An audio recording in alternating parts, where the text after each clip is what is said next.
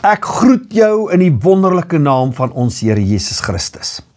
Ek het uitgevind, die koninkryk van die Here is vol geheime.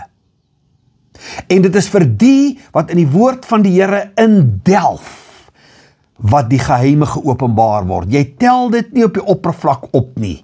Jy delf daarvoor. En toe lees ek hierdie ding, hierdie week 'n belangrike ding. The secrets you know determines the testimonies you command. Dink 'n bietjie oor hierdie stelling en hoe waar dit is. The secrets you know determines the testimonies you command.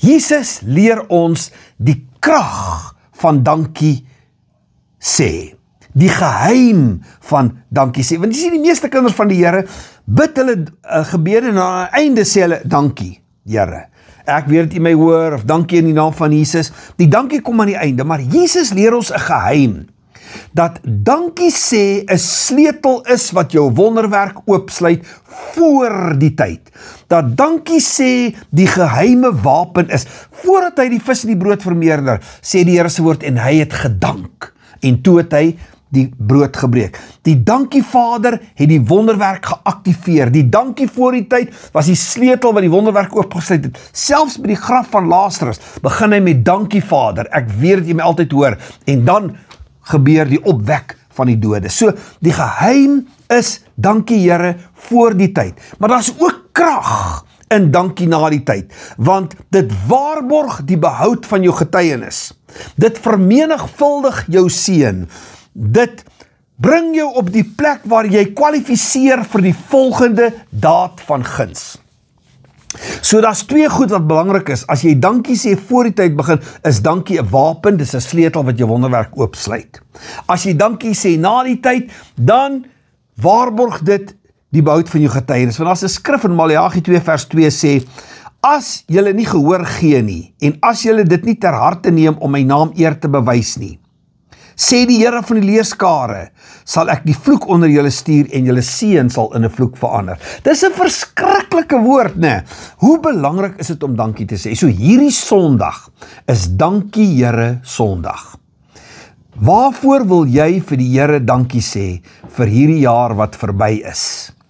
Miskien is daar baie goed wat met jou lewe gebeur het, maar dankie Here, hier is ek nog. Miskien het jy langs die pad goed verloor, dalk 'n geliefde verloor, maar dankie Here, U het my nogtans vasgehou. Dankie Here, U hand is oor my lewe. Dankie Here, dankie Here, dankie Here. En ons doen dit dalk heeltemal te min. So hierdie Sondag wil ek hê, skryf jou dankie Here briefie.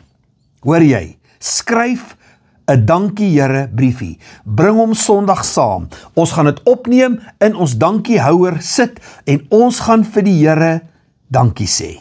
Ons gaan hom vereer met ons dank. Ons gaan hom lof bring en ek gaan met jou 'n groot geheim deel oor wat gebeur wanneer jy dankie sê voor die tyd en wat gebeur wanneer jy dankie sê na die tyd.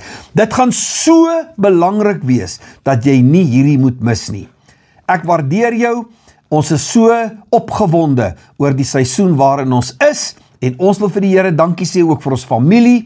Ons wil vir die Here dankie sê vir elkeen van ons vennote. So hierdie Sondag, kom verseker, bring jou geliefde saam, skryf jou dankie Here briefie en ons gaan dit opneem en ons gaan vir die Here een groot dankie bring.